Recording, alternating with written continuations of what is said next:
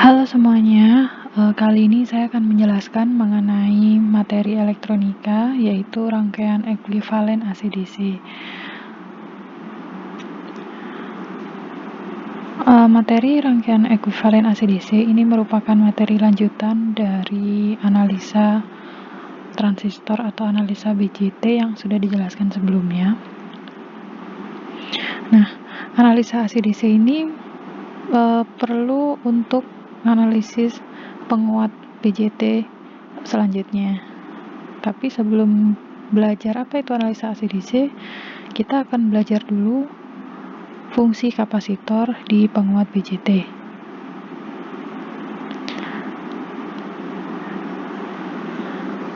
Kapasitor itu biasanya memang ada di suatu penguat transistor pada umumnya. Nah, ini ada hubungannya dengan fungsi kapasitor itu sebagai kapasitor kopling atau kapasitor bypass. Konsep kapasitor kopling dan kapasitor bypass itu berhubungan dengan impedansi pada kapasitor, di mana impedansi pada kapasitor itu berbanding terbalik dengan frekuensi sesuai dengan rumusnya, yaitu Xc sama dengan 1/omega C atau sama dengan 1/2 Pf. F di sini adalah frekuensi. Sehingga impedansi pada kapasitor itu berbanding terbalik dengan frekuensi. Akibatnya apa? Akibatnya pada saat kapasitor dialiri arus searah, yang mana arus searah itu frekuensinya sama dengan 0, maka impedansinya menjadi sangat besar karena Xc-nya berarti 1 dibagi 0. Dia menjadi tak terhingga. Nah, karena impedansinya sangat besar, maka kapasitornya menjadi open. Impedansi pada kapasitor yang sangat besar itu berarti menunjukkan tahanan kapasitornya itu sangat besar. Jadi arus tidak dapat mengalir, yang artinya kapasitornya open. Nah, sifat inilah yang mendasari fungsi kapasitor sebagai kapasitor kopling atau kapasitor bypass. Kapasitor dapat berfungsi sebagai kapasitor kopling dan bypass jika reaktansi kapasitif bernilai lebih kecil daripada resistansi pada frekuensi terendahnya. Nilainya adalah Xc kurang dari 0,1 R. Jadi nggak semua kapasitor bisa dipakai sebagai kapasitor kopling dan bypass, tetapi harus memenuhi ini. Xc kurang dari 0,1 R. R ini adalah resistansi pada frekuensi terendahnya. Jika kapasitor memenuhi persyaratan itu tadi, maka dapat difungsikan sebagai kapasitor kopling dan kapasitor bypass. Pengertian kapasitor kopling adalah kapasitor yang melewatkan sinyal AC dan menahan sinyal DC dari satu titik yang tidak ditanahkan ke titik yang tidak ditanahkan lainnya.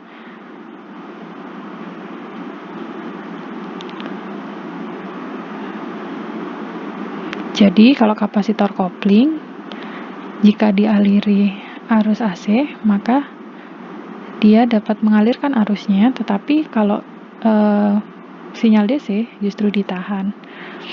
Kalau kapasitor bypass adalah kapasitor yang melewatkan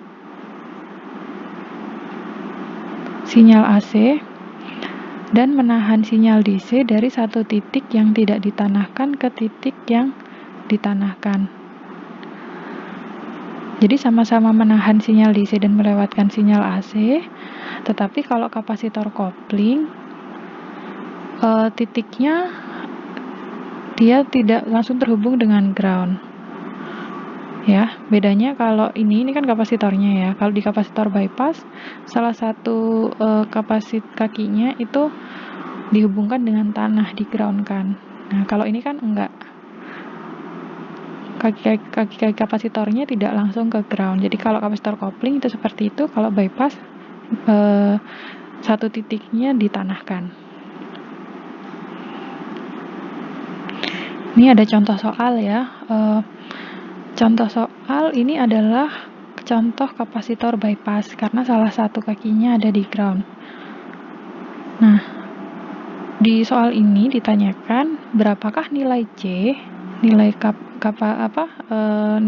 besarnya kapasitor agar menjadi kapasitor bypass jika R adalah 2 k ohm dan VAC berada pada frekuensi 1 kHz sampai 20 kHz.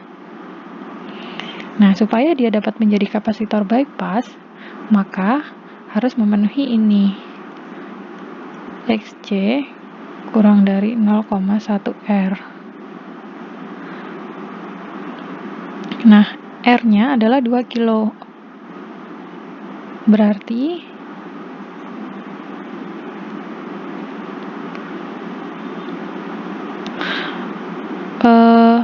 kita hitung dulu Xc-nya berapa. Agar memenuhi ini, maka Xc harus kurang dari 200. Ini merupakan hasil perkalian dari 0,1 dikali 2000. 2000 adalah besarnya resistansi. Nah, sehingga diperoleh sesuai dengan rumusnya Xc sama dengan 1/2pi Fc. Nah, dia harus memenuhi frekuensi 1 kHz sampai 20 kHz. Kita hitung dulu yang frekuensinya 1 kHz. Dari rumus ini kita dapat mencari C. C sama dengan 1/2pi Fxc. Xc-nya tadi harus kurang dari 200. Berarti kita ambil batas maksimumnya yaitu 200 ya. Sehingga diperoleh C-nya adalah 0,79 mikrofarad. Ini kalau F-nya 1 kHz. Kalau mau mencari yang 20 kHz, maka F-nya ini tinggal diganti. Tetapi sesuai dengan rumus yang ada teori yang ada di sebelumnya bahwa persyaratan ini dipenuhi pada frekuensi terendahnya. Jadi yang dipakai adalah frekuensi 1 kHz. Yaitu kenapa yang dicari hanya yang 1 kHz. Kalau misal frekuensi terendahnya 5 kHz ya berarti ini F-nya 5 kHz. Di sini harusnya 5 kHz gitu ya. Jadi tergantung dari frekuensi terendahnya saja. Yang tertinggi nggak perlu dihitung. Oke, lanjut. Nah, itu tadi kapasitor bypass dan kapasitor kopling. Lalu kita masuk ke materi rangkaian penguat transistor. Misalnya pada penguat bias basis yang sudah kita pelajari di materi sebelumnya. Rangkaian bias basis itu adalah seperti ini ya. Ini adalah VCC-nya yang sekaligus sebagai VBB. Maka kita dapat melakukan analisis DC sesuai dengan materi di bab analisa transistor ya. Kita hitung dulu IB-nya. IB adalah VBB per RB. Karena dia satu titik, VBB-nya berarti 30 volt. Ya kan? VCC sama VBB-nya sama. Ini sama aja seperti gambar rangkaian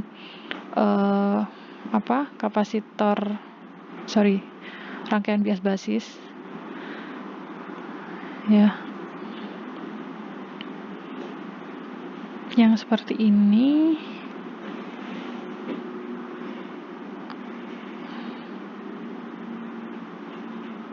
Ini sama aja dengan yang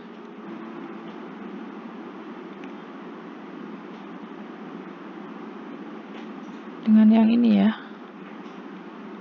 Nah, sebelumnya kan kalau di materi sebelumnya lebih banyak dipakai ini ya. Ini VBB, ini VCC gitu. Sebenarnya sama aja dengan ini. Kalau misal nilai VCC dan VBB-nya sama, maka bisa dijadikan satu terminal seperti ini. Nah, ini ada nilai-nilai RC, RB, VCC diketahui, VBB diketahui, beta DC-nya ada, lalu VBE-nya 0,7 volt, Nah, berarti kita bisa menghitung IB, IC, sama VCE, ya kan? Ini seperti pakai rumus yang ada di materi analisa transistor. IB itu sama dengan VBB per RB. Hasilnya adalah 30 mikroampere. IC adalah beta DC dikalikan IB, hasilnya adalah 3 miliampere. Lalu VCE itu sama dengan VCC min IC RC sama dengan 15 volt. Oke. Oh ya, di sini ternyata nggak dipakai ya VBE-nya. Dia pakai pendekatan pertama yang mengabaikan VBE, nggak apa-apa. Nah,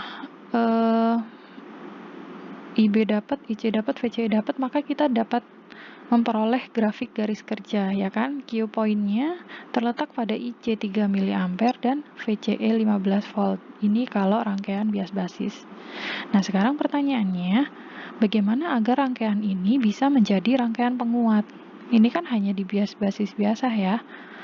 Nah, bagaimana agar bisa menjadi rangkaian penguat? Kira-kira bagaimana? Dari rangkaian yang hanya seperti ini, rangkaian bias basis biasa, kita jadikan penguat. Caranya adalah dengan menambahkan sumber AC pada basis, kapasitor kopling antara basis dan sumber AC, dan kapasitor kopling antara emitor dan beban. Jadi jadinya seperti ini. Ini kita tambahkan kapasitor. Nih tadi kan hanya ini ya. Nah, ini kita tambahkan kapasitor di sini. Lalu di sini juga ada kapasitor.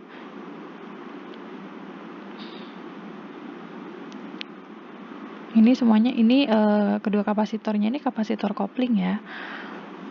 Nah, sumber AC-nya inilah yang nanti akan kita kuatkan. Ini sebagai input V-in. Dia adalah sumber inputnya yang akan kita kuatkan sebesar sekian. V-out-nya itu dapat kita ukur di beban RL ini tergantung dari berapa besarnya penguatan. Oke, nah fungsinya kapasitor di sini apa? Di sinilah nanti kita dapat melakukan analisa AC/DC untuk penguat. Karena inputnya adalah AC, ya kan? Oke, ini adalah rangkaian yang tadi. Cara kerja rangkaiannya adalah kapasitor kopling digunakan untuk menghubungkan sumber AC dengan basis. Ini ya, kapasitor kopling yang ini ya. Karena kapasitor kopling terhubung buka untuk DC, maka arus basis DC akan tetap sama untuk rangkaian yang menggunakan atau tanpa kapasitor dan sumber AC. Begitu pula dengan kapasitor yang menghubungkan kolektor, ini adalah kaki kolektor dengan resistor beban atau RL, R-load ini 100 kilo ohm, dia sama, dia adalah kapasitor kopling yang terhubung buka untuk DC. Nah, kenapa dikasih kapasitor? Kapasitor kopling itu berguna untuk melindungi sumber AC dan resistansi beban dari perubahan titik Q. Oke, lalu jadi di sini ya, kalau diperhatikan lagi, sumbernya adalah arus AC, sumber AC kan. Sumber AC akan dilewatkan sama si kapasitor kopling ini, sehingga yang di sini juga tetap harus bolak-balik ya, dia tetap AC. Nah, lalu di sini akan ada penguatan, sehingga di sini mulai digeser ya, ditambah DC tambah AC, dia akan menggeser sehingga menjadi AC DC. Lalu kapasitor yang di sini itu akan melewatkan sumber AC saja dan memfilter dan menahan DC, sehingga yang keluar adalah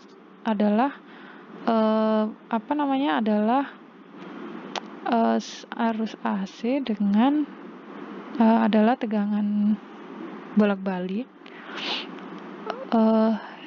yang ya bolak-balik ya, dia mengayun di antara 0, di sekitar 0,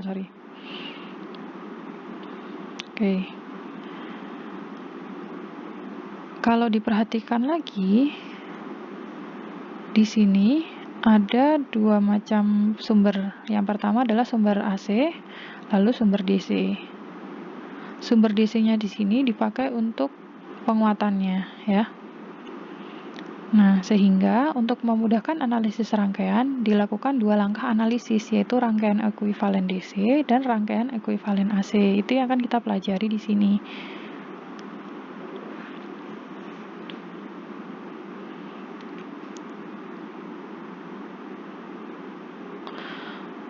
Cara untuk membuat rangkaian ekuivalen DC dari penguat, dari contoh misalnya ini contohnya penguat pembagi tegangan ya, voltage divider bias, adalah kurangi semua sumber AC menjadi 0.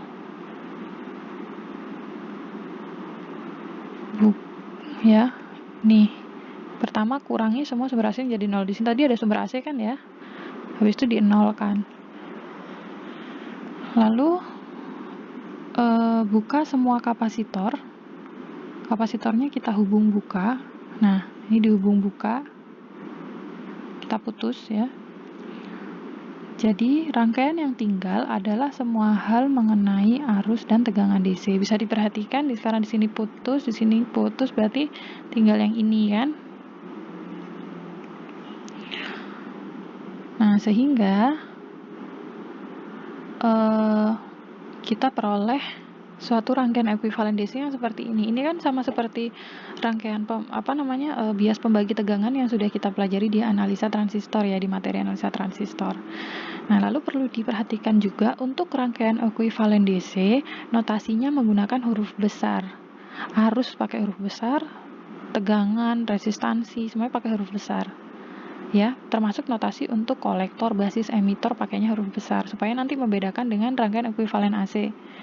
Jadi ditulisnya pakai huruf besar ya. Tolong masalah penulisan ini diperhatikan karena kalau penulisannya salah, orang yang membaca juga merepresentasikannya salah ya. Oke. Sampai sini berarti untuk mencari analisis rangkaian ekuivalen DC ya pakai analisa transistor yang sudah kita pelajari sebelumnya. Ini adalah voltage divider bias. Ya.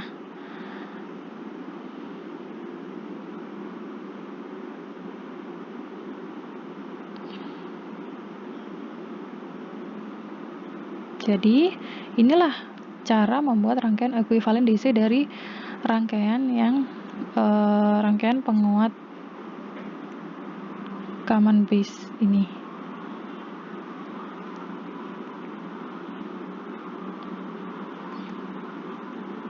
Oke. Oh ya, notasinya untuk arus DC ya pakainya IC, IB, IE huruf besar.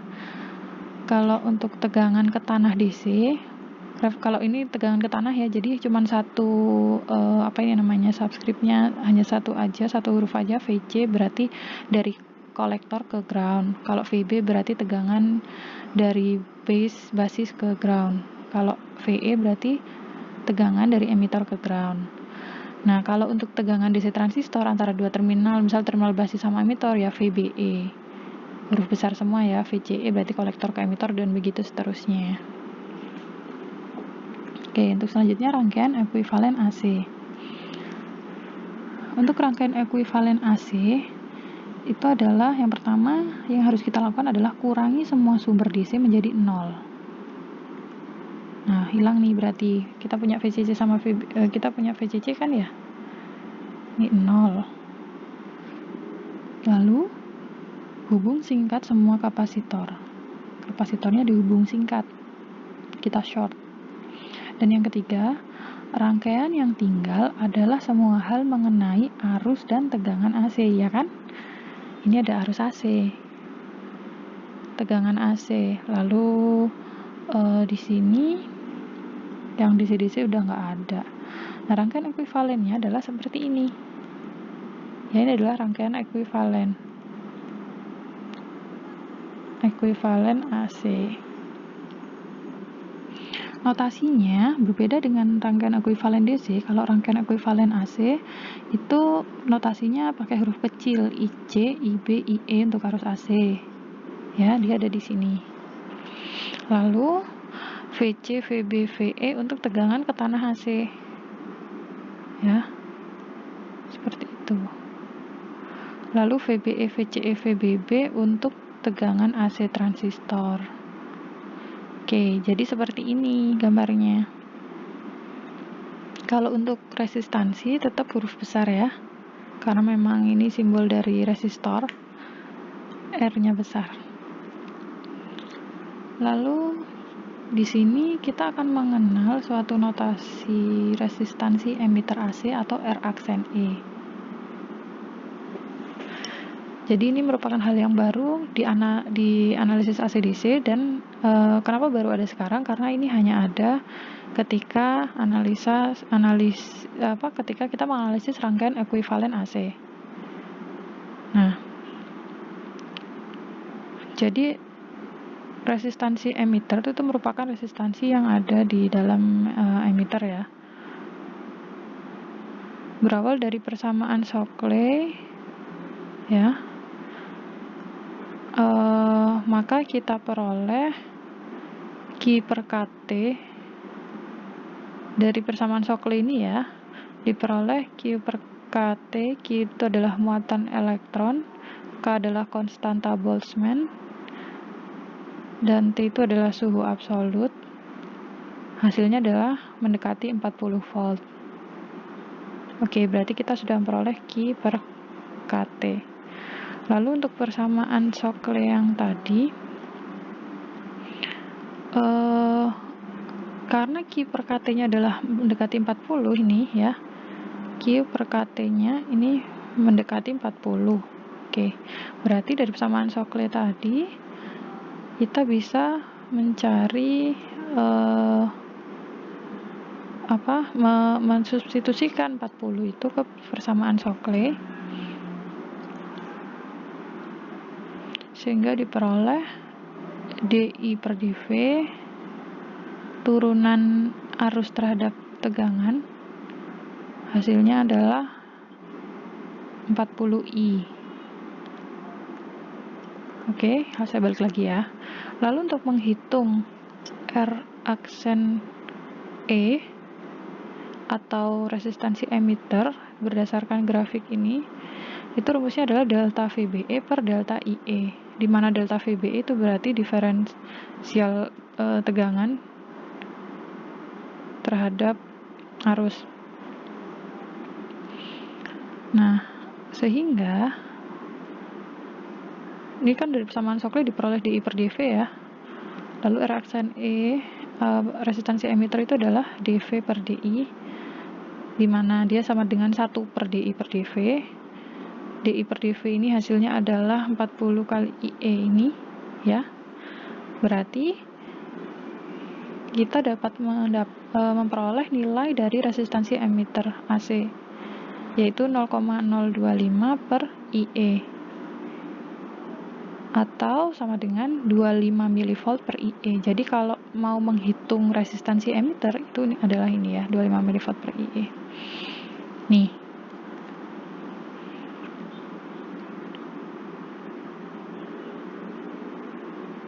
Misal ada soal latihan, ini penguat voltage divider bias, nilai-nilainya sudah ada, dan kapasitornya itu kapasitor kopling ya, berarti dia sudah berfungsi sebagai kapasitor kopling. Nah, diminta mencari nilai IC, VCE, dan resistansi emitter R aksen E. Oke, yang pertama kita lakukan adalah analisis DC dulu. Dari analisis DC kita memperoleh IE ya. Ini pakai rumus pembagi voltage divider bias. Kita memperoleh IE, VCE, lalu R aksen E. Nah, udah. Jadi sebenarnya ini itu ya, masih belum analisis AC ya. Masih belum mencapai analisis AC, tapi kalau misal dari soal yang tadi diminta untuk mencari rangkaian ekuivalen AC, berarti yang ini rangkaian ekuivalen AC berarti sumber DC-nya kita nolkan. Oke, ini hilang. Lalu kapasitornya kita short. Ya, ini dihubungkan, ini juga dihubungkan, ini dihubungkan semua. Ya.